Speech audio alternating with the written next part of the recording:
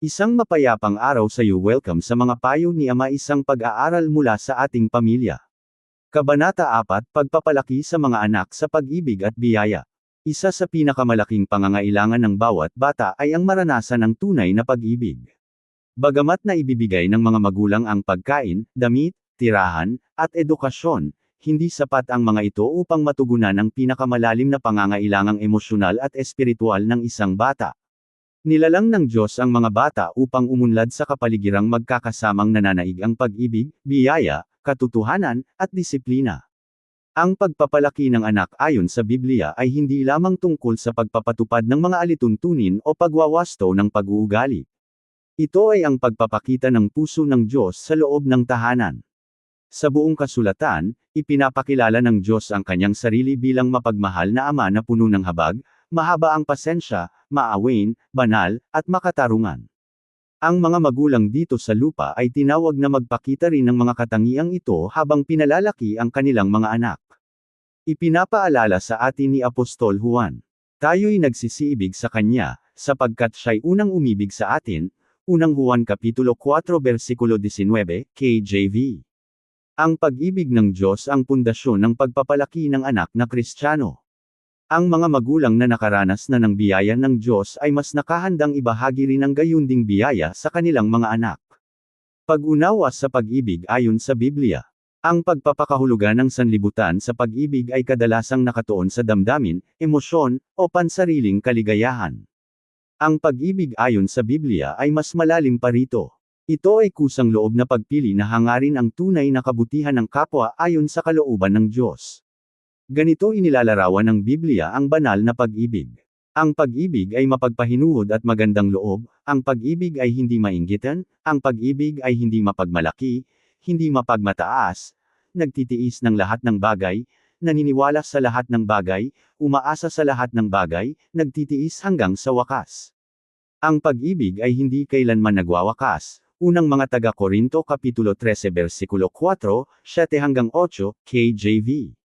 Itinuturo ng talatang ito na ang tunay na pag-ibig ay mahaba ang pasensya, mabait, mapagkumbaba, mapagpatawad, hindi makasarili, matatag at matyaga. Ang mga katangiang ito ang dapat maging katangian ng ugnayan ng mga magulang at kanilang mga anak.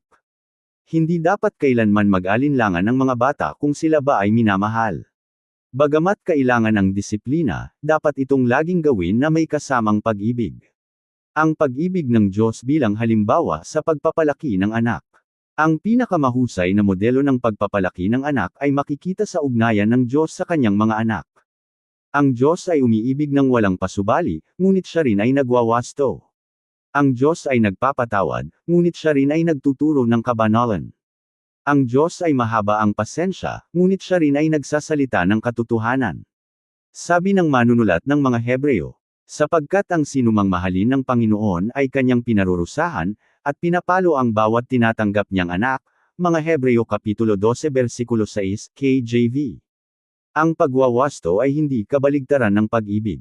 Ang pagwawasto ay isa sa mga paraan ng pagpapakita ng tunay na pag-ibig. Ang mga magulang na ayong gumabay o magwawasto sa kanilang mga anak ay hindi nagpapakita ng pag-ibig ayon sa Biblia. Gayun din, ang disiplinang walang habag ay maaaring magpanghina ng loob at magdulot ng pait sa puso ng mga bata. Perpektong pinagsasama ng Diyos ang biyaya at katotohanan, at dapat ding sikaping gawin ito ng mga magulang na Kristiyano. Pagmamahal sa anak ng walang pasubali. Bawat bata ay nagnanais na tanggapin sila. Ang mga bata ay nagkakamali. Minsan ay bumababa ang kanilang marka sa pag-aaral. Sila ay sumusuway, nakakadismaya. Nahihirapan sila dahil sa takot, kawalan ng katiyakan, tukso, o maling desisyon. Sa mga pagkakataong ito, kailangang malaman ng bata. Mahal pa rin ako ng aking mga magulang.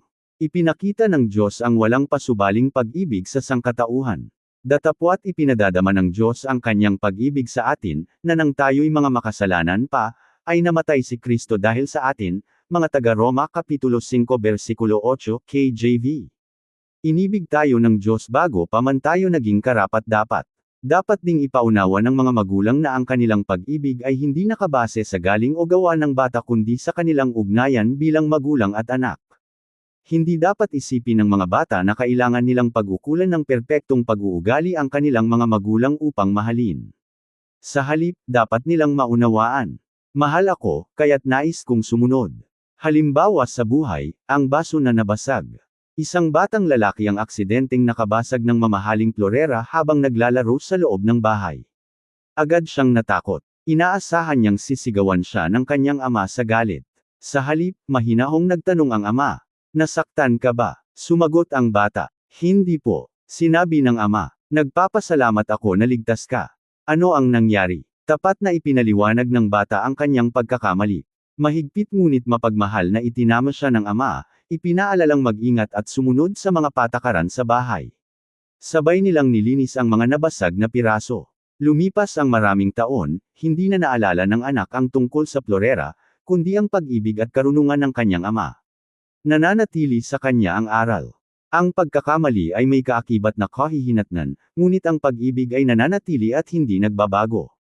Pagpapakita ng biyaya habang nagtuturo ng pananagutan. Ang biyaya ay hindi nangangahulugang pagwawalang bahala sa kasalanan. Ang biyaya ay ang pagtugon ng may habag habang ginagabayan ng bata na magsisi at lumago. Ipinakita ni Jesus ang ganitong balanse sa buong panahon ng kanyang paglilingkod. Tinanggap niya ang mga makasalanan, ngunit tinawag din niya silang iwanan ang kanilang mga kasalanan. Dapat tularan ng mga magulang ang ganitong paraan. Kapag nagkamali ang mga anak, makinig muna bago magalit o tumugon. Itama ng hindi pinapahiya. Magturo sa halip na parusahan lamang. Tulungan silang maunawaan kung bakit mahalaga ang pagsunod. Ang biyaya ay lumilikha ng pagkakataong matuto sa halip na magdulot lamang ng takot. Pagsasalita ng mga salitang nakapagpapatibay. Ang mga salita ay may napakalakas na kapangyarihan. Ang mga salita ng magulang ay kadalasang humuhubog sa pananaw ng bata sa kanyang sarili sa loob ng mahabang panahon. Itinuturo ng Biblia, huwag lumabas sa inyong bibig ang anumang salitang marumi, kundi ang anumang mabuti na nakapagpapatibay ayon sa pangangailangan, mga taga-Efeso Kapitulo 4 versikulo 29, KJV. Sa halip na magsalita ng mga nakakasakit na katulad ng, wala kang nagagawang tama, hindi ka magtatagumpay kailanman, lagi ka nalang nakakadismaya. Piliin ang mga salitang nakahihikayat habang nananatiling totoo. Alam kong nagkamali ka, pero may matututunan tayo rito. Naniniwala akong binigyan ka ng Diyos ng magagandang kakayahan. Mahal kita, at tutulungan kitang lumago. Ang mga salitang nakahihikayat ay nagpapatibay ng tiwala sa sarili ng hindi nagiging dahilan ng pagmamataas.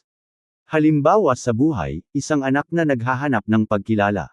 Isang batang babae ang naglaan ng mahabang oras ng pagsasanay para sa isang pagtatanghal sa paaralan.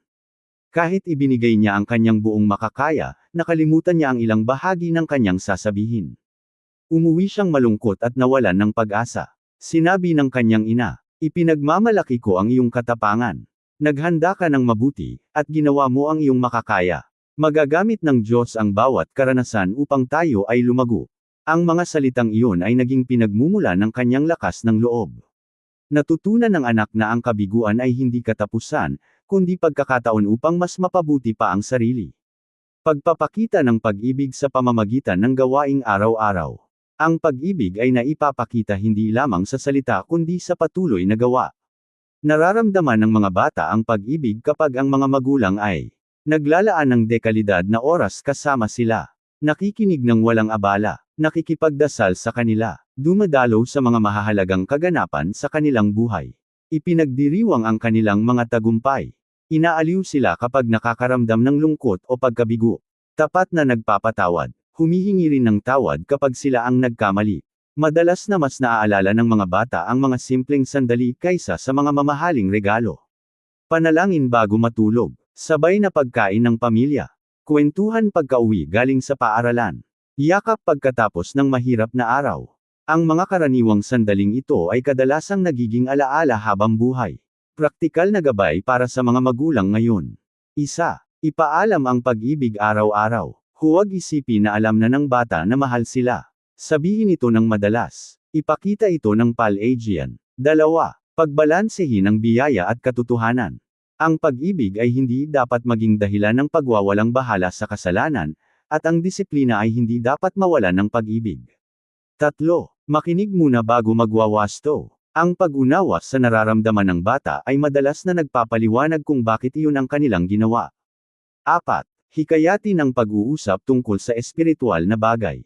Magtanong ng mga katulad nito. Ano ang natutunan mo sa salita ng Diyos ngayon? Paano kita may pagdarasal? Para saan ka nagpapasalamat ngayon? 5. Maging halimbawa ng biyaya ng Diyos. Natututo ang mga bata magpatawad kapag nakikita nilang nagpapatawad ang kanilang mga magulang. Natututo silang magpakumbaba kapag nakikita nilang mapagkumbaba ang kanilang mga magulang. Natututo silang magkaroon ng habag kapag nararanasan nila ito mula sa kanilang mga magulang. Ang pagpapalaki sa mga anak sa pag-ibig at biyaya ay nangangahulugang ipinapakita ang puso ng ating Ama sa langit. Ang pag-ibig ay nagbibigay ng kapanatagan, habang ang biyaya ay nagbibigay ng pag-asa para sa paglago. Ang disiplina, paghihikayat, pagpapatawad, at katotohanan ay nagtutulungan upang hubugin ang mga bata na maging ganap na tagasunod ni Kristo. Hindi laging perpekto ang pagtugon ng mga magulang, ngunit sa tulong ng biyaya ng Diyos ay patuloy silang makakapaglakas ng karunungan.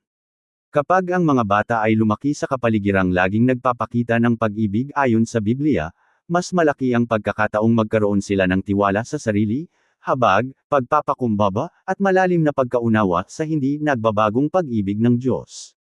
Bilang mga magulang na Kristiyano, ang ating tungkulin ay hindi lamang ituro sa mga anak ang pag-ibig ng Diyos, kundi iparamdam din ito sa kanila sa pamamagitan ng ating mga salita, gawa, at pang-araw-araw na pamumuhay.